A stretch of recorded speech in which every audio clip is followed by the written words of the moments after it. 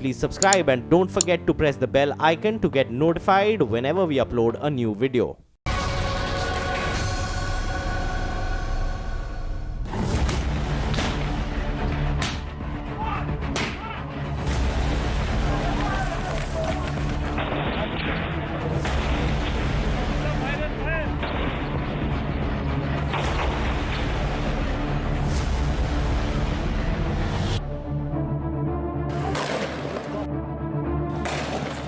ये उन हालात की तस्वीर है जिसकी आग में जल रहा है कश्मीर।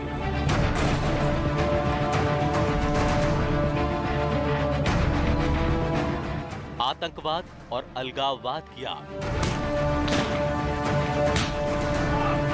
पाकिस्तान की साजिशें और हर रोज तिल तिल मरता मिटता अमन का ये चमन।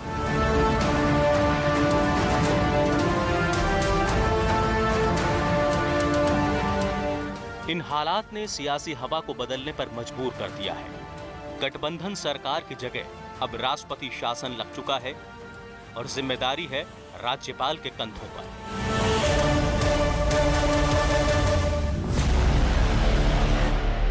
गवर्नर का शासन लाए और स्थिति को सुधारने का प्रयास हो।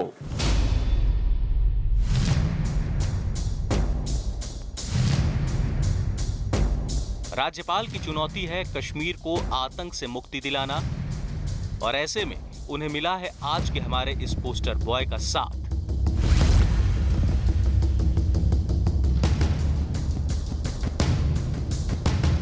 के विजय कुमार, उम्र 65 साल, लेकिन एक सुपर कॉप जिन्हें गुरिल्ला वॉर, नक्सलवाद और स्पेशल ऑपरेशंस को अंजाम देने में महारत ने उन्हें दोबारा पोस्टर बॉय बनाया है।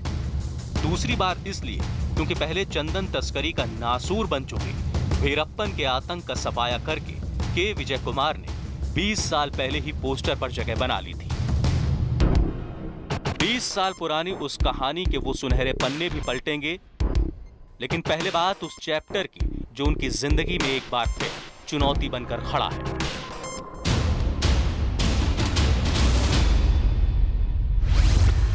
के विजय कुमार को अपने करियर में कश्मीर का तजुर्बा 20 साल पहले ही यानी 1998 में हो गया था। वो पहले 1998 से 2001 तक जम्मू कश्मीर में तैनात रहे हैं। तब वो आईजी बीएसएफ थे। ये वही दौर था जब बॉर्डर सिक्योरिटी फोर्स आतंकियों के खिलाफ बड़े बड़े एनकाउंटर ऑपरेशन चला रही थी। लेकिन अब घाटी में आतंकवादी हरकतें पहले से ज्यादा तेज हो गई हैं। संघर्ष विराम खत्म होने के बाद राज्यपाल और सुरक्षा बलों के सामने आतंकवाद और घाटी के बिगड़ते माहौल पर नकेल कसने की चुनौती है और इसीलिए कश्मीर की किस्मत एक बार फिर के विजय कुमार के भरोसेमंद हाथ में सौंपी गई है। मुझे लगता है कि ट्रैक रिकॉर्ड को देखते हुए तैनाती की है। इससे पहले उन्होंने काम जरूर किया है। उनको जम्मू एंड कश्मीर का थोड़ा बहुत अनुभव है जब वो बीएसएफ में आईजी थे, जबकि एंटी इंसर्जेंसी ऑपरेशंस अपनी चरम सीमा पे थे। उस समय पे उन्होंने कश्मीर में काम किया है, तो वो और उनका ये सारा एंटी नक्सल का ऑपरेशन देखते हुए और ये जो वीरप्पन वाला केस है और उनका ओवरऑल, क्योंकि उन्होंने सीआरपीएफ के डीजी के तौर पे भी काम किया है। के विजय कुमार 1975 में भारतीय पुलिस सेवा में आए। तमिलनाडु कैडर में उन्होंने राज्य में लंबे समय तक काम किया। 2010 में जब नक्सलियों ने सीआरपीएफ के 75 जवानों की हत्या कर दी, तब उन्हें डायरेक्टर जनरल सीआरपीएफ बनाया गया था और उन्होंने नक्सलियों की नाक में नकेल डाल दी थी। उनकी ख्याति अच्छी है। एक स्वच्छ छवि के योग्य कुशल प्रशासक के रूप में वो जाने जाते हैं पुलिस विभाग में और उनकी ख्याति खास तौर से वीरप्पन को मारने से जुड़ी हुई है और उसके बाद नक्सल विरोधी अभियान में भी उन्होंने महत्वपूर्ण योगदान दिया है। तो ये इनका बैकग्राउंड तो यही है। के विजय कुमार की वर्दी पर यूं तो बहुत से तमगे लगे, लेकिन वो हीरो बने 2004 में। ये वही 14 साल पुरानी कहानी है जिसे देख और सुने बिना के विजय कुमार की काबिलियत को पूरी तरह समझना मुश्किल है।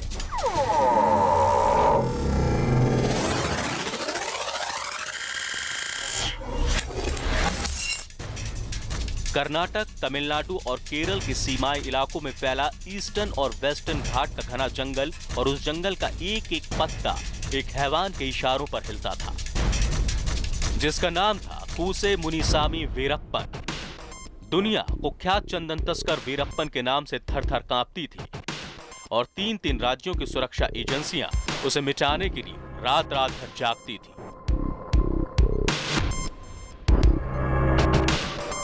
वीरप्पन 1990 के दशक से कर्नाटक के जंगलों में चंदन की तस्करी और हाथी दांत की तस्करी के लिए हाथियों की हत्या किया करता था।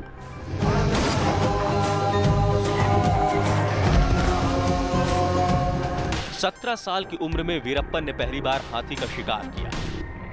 उसके बाद वो चंदन तस्करी में उतर गया।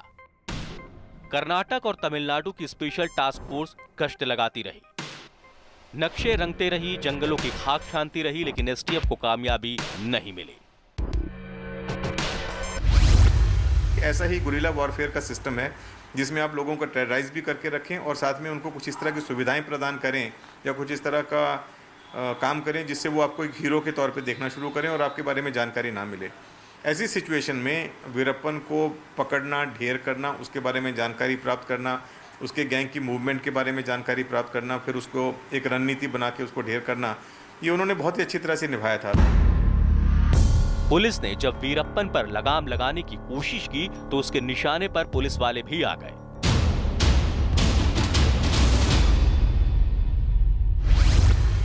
9 अप्रैल 1993 वो तारीख थी जब पूरे देश भर ने पहली बार वीरप्पन के बारे में जाना था। इस दिन वीरप्पन ने तमिलनाडु के जंगल में एक पुलिस चौकी पर एक इंस्पेक्टर को धमकी देते हुए पोस्टर चस्पा किए थे जिस पर लिखा था, दम है तो पकड़ कर दिखा। वो पुलिस ऑफिसर थे गोपाल कृष्णन, जिनकी कसरती डील डौल देखकर लोग उन्हें रैम्बो भी कहा करते थे। के विजय कुमार ने इस पूरे वाकये का जिक्र अपनी किताब वीरप्पन द चेजिंग ब्रिगेड में किया है। 9 अप्रैल 1993 को रैम्बो ने तय किया कि वो उसी समय वीरप्पन को पकड़ने निकलेंगे। जैसे ही वो पलार पुल पर पहुंचे, उनकी जीप खराब हो गई। उन्होंने उसे छोड़ा और पुल पर तैनात पुलिस से 2 बसें ले ली। पहली बस में रैम्बो 15 मुखबिरों, 4 पुलिस वालों और 2 वन गार्ड के साथ सवार हुए। वीरप्पन के गैंग ने तेजी से आती बसों की आवाज सुनी। जैसे ही बस एक निर्धारित स्थान पर पहुंची, वीरप्पन के गैंग के सदस्य साइमन ने बारूदी सुरंग में विस्फोट कर दिया। थोड़ी देर बाद जब इंस्पेक्टर अशोक कुमार वहां पहुंचे तो उन्होंने 21 क्षत विक्षत शवों को गिना। यही वो दिन था जब वीरप्पन खौफ का दूसरा नाम बन गया। उसकी हैवानियत का आलम यह था कि वो अधिकारियों की इतनी बुरी तरीके से हत्या करता था कि सबके मन में डर बैठ जाए। कर्नाटक और तमिलनाडु दोनों राज्य सरकारों को घुटने पर ला दिया। इस वाक्य का जिक्र भी के विजय कुमार की किताब में। जून 2001 में दिन के 11 बजे अचानक फोन की घंटी बजी। स्क्रीन पर फ्लैश हुआ, अम्मा। मैंने जयललिता के फोन नंबर को अम्मा के नाम से फीड कर रखा था। जयललिता बिना कोई समय गवाते हुए मुद्दे पर आई और बोली, हम आपको तमिलनाडु स्पेशल टास्क फोर्स का प्रमुख बना रही हैं। इस चंदन तस्कर की समस्या कुछ ज्यादा ही सिर उठा रही है। आपको आपके आदेश कल तक मिल जाएंगे।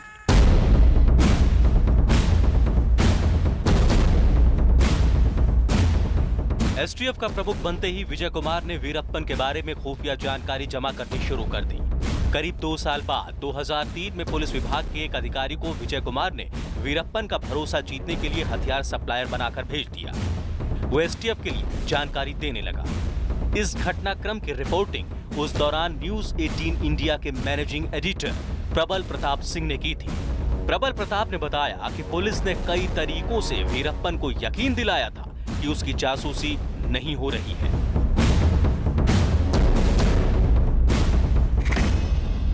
तमिलनाडु एसटीएफ ने जब अपना आदमी प्लांट कर दिया और प्लांट करने के बाद इनको वीरप्पन पे ये को भरोसा देना था, जो इनका आदमी था उसको ये भरोसा दिलाना था कि नहीं भाई पुलिस तुम्हारे पीछे नहीं पड़ी है। तो अगर वीरप्पन होता था कर्नाटक में तो ये जानबूझ के पुलिस स्टोरी प्लांट कराती थी रेडियो में या अखबारों में कि वीरप्पन केरल बॉर्डर पे देखा गया, मतलब उसकी एग्जैक्ट लोकेशन कभी भी नहीं करते थे। तो वीरप्पन को लगता था कि हाँ, ये जो पुलिस का जो मोल है हमारे गिरोह में, उसको तो नहीं मालूम था पुलिस का आदमी है, लेकिन उसको लगता था कि ये हमारे लिए काम कर रहा है। और ऐसे करके धीरे धीरे उसने वीरप्पन का भरोसा जीता। बोलो काम क्या है? वीरप्पन को पकड़ने में तुम्हारी हेल्प चाहिए। वीरप्पन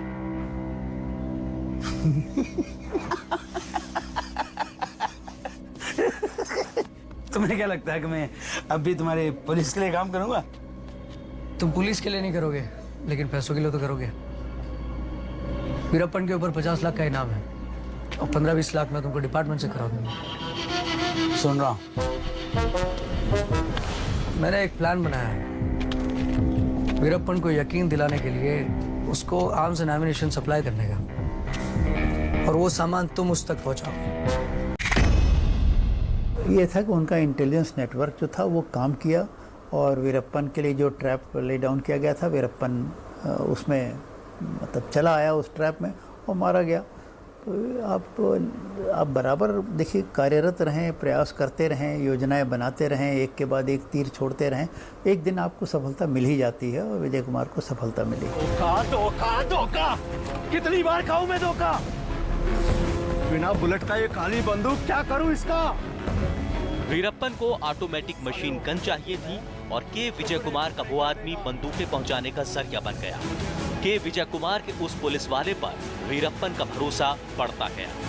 न्यूज 18 इंडिया के मैनेजिंग एडिटर प्रबल प्रताप सिंह बताते हैं कि इसी जासूस के जरिए पता लगा कि वीरप्पन LTTE चीफ प्रभाकरन को बहुत मानता है।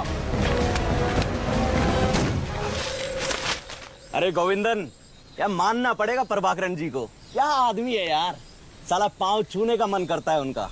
तुमसे एक बात पूछूं? क्या? क्या मैं प्रभाकरन से मिल सकता हूं?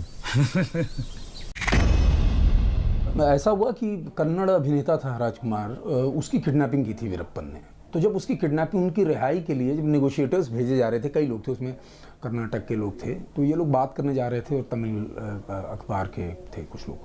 तो जब वीरप्पन से बात करने जा रहे थे तो उस डिस्कशन के दौरान, उस बातचीत के दौरान, राजकुमार की रिहाई की बातचीत के दौरान वीरप्पन ने अपनी एक इच्छा जताई थी। उसकी कही मेरी एक लाइफ टाइम डिज़ायर है कि मैं प्रभाकरन से मिलूं जो LTT चीफ होता था, वो उसको आइडियल मानता था। तो जब ये जानकारी शेयर हुई तो कर्नाटक पुलिस ने तो इस जानकारी पे काम नहीं किया, लेकिन तमिलनाडु STF ने इस जानकारी पर काम करना शुरू किया, और काम करते करते उनको लगा कि एक यही तरीका है जिससे हम वीरप्पन को जंगल से बाहर निकाल सकते हैं, प्रभाकरन से मिलने के बहाने। और ये इंफॉर्मेशन पे वो काम किया, और उसके बाद उन्होंने अपना आदमी प्लांट किया, वीरप्पन को कन्विंस किया, वीरप्पन बाहर आया और रात को फिर सेलम के पास 10 बजे इनकाउंटर में किया। के विजय कुमार के लिए वीरप्पन के LTTE आतंकी प्रभाकरन से मुलाकात की ख्वाहिश एक बड़ा मौका बन गई। एक बात कहूं, एक बार मैं मुगिलन और प्रभाकरन के साथ खाना खा रहा था। प्रभाकरन आपकी बहुत तारीफ कर रहे थे। क्या? इसके बाद वो प्लान बनाया गया जो वीरप्पन की मौत बनने वाला था। के विजय कुमार की अगुवाई में शुरू हुआ ऑपरेशन कोकून, यानी वीरप्पन के खौफ को हमेशा के लिए मिटा देने का फुल प्रूफ प्लान। 18 अक्टूबर 2004, ऑपरेशन कोकून, रात 10 बजे। वीरप्पन को प्रभाकरन से मिलाने के नाम पर एक प्लान तैयार किया गया।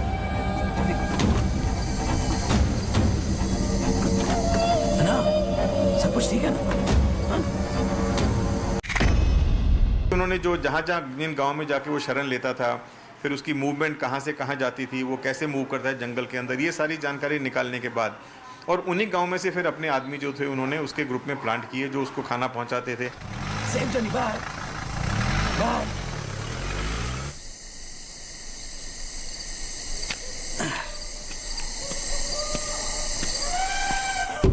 योजना के मुताबिक जंगल से एम्बुलेंस निकली जिसमें वीरप्पन और उसकी टीम के 3 और लोग सवार थे, सब के सब AK-47 से लैस। लेकिन एम्बुलेंस की ड्राइविंग सीट पर मौजूद था के विजय कुमार का भेजा हुआ वही पुलिस वाला। ड्राइविंग सीट के बगल में बैठा शख्स भी STF का आदमी था। के विजय कुमार अपनी किताब में लिखते हैं, एम्बुलेंस की नीली बत्ती जल रही थी, उसके फॉग लैंप भी जले हुए थे।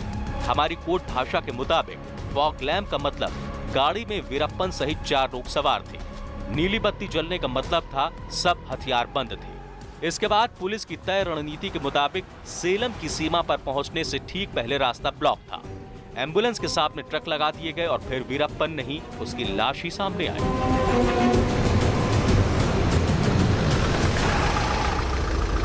क्या हुआ कि जो STF के लोग थे वीरप्पन के गैंग में, वो एम्बुलेंस चला रहे थे, एक चला रहा था, दूसरा वाला बगल में बैठा था, पीछे 4 लोगों के बैठने की व्यवस्था थी। तो 2 वीरप्पन और एक साथी एक तरफ बैठ के, बाईं तरफ एक, दाईं तरफ एम्बुलेंस के। तो जो खिड़कियां थी उसके नीचे तमिलनाडु एसटीएफ ने नाइकी के जो शूज़ के जो साइन होता है उसके मार्क लगाया हुआ था। वो इसलिए लगाया था कि ये 4 ही लोग बैठ के आएंगे और जैसे एम्बुलेंस हमारे पास आएगी तो हमारे को हम लाइट जलाएंगे उस गाड़ी पे, तो हमको मार्क पता चल जाएगा नाइकी का, और हम वहीं मारेंगे गोली और वेपन मारा जाएगा। हुआ भी यही। जैसे ही गाड़ी वो चली, और ये था कि मैंने जैसा कि पहले बताया कि ये था, गाड़ी वहाँ से चली, वीरप्पन को ऐसा भरोसा दिलाया गया कि तुमको प्रभाकरण से मिलाया जा रहा है, रात में तुम्हें नाव से भेज दिया जाएगा चेन्नई से श्रीलंका, और तुम वहाँ चले जाना। तो सेलम एक जगह है, सेलम के ठीक पहले उन लोगों ने अपना नाका लगा रखा था एसटीएफ, और वो गाड़ी आई, आगे बंद था और गाड़ी स्लो हुई। गाड़ी स्लो की, चूँकि एसटीएफ के ऑलरेडी लोग उस एम्बुलेंस में थे, तो ये 2 लोग स्लो करके गाड़ी कूद गए गाड़ी से आगे खोल के, और गाड़ी धीरे से आगे बढ़ी, और तब तक लाइट डाला। रात का 10 बज रहा था। रात के 10 बजे उस गाड़ी में फोकस डाला, और जो नाइकी का मार्क था जहाँ पे बैठा था, पुलिस ने पिन पॉइंटेड वहीं गोली मारी, तो वीरप्पन और उसके 3 साथी, पूरा गैंग उस एनकाउंटर में खत्म कर दिया। के विजय कुमार की जिंदगी गुनाह और खौफ के खिलाफ लड़ाई में ही बीती है। वो प्रधानमंत्री राजीव गांधी के स्पेशल प्रोटेक्शन गार्ड एसपीजी रहे। राजीव गांधी की हत्या के बाद बनाई गई क्लोज प्रोटेक्शन टीम यानी सीपीटी का हिस्सा रहे। इस दौरान कराटे, जूडो, ताइक्वांडो की ट्रेनिंग ली। उम्मीद करते हैं कि आतंकवाद और आतंकवाद को बढ़ावा देने वालों पर लगाम लगाकर वो कामयाबी की एक और बड़ी कहानी लिखेंगे।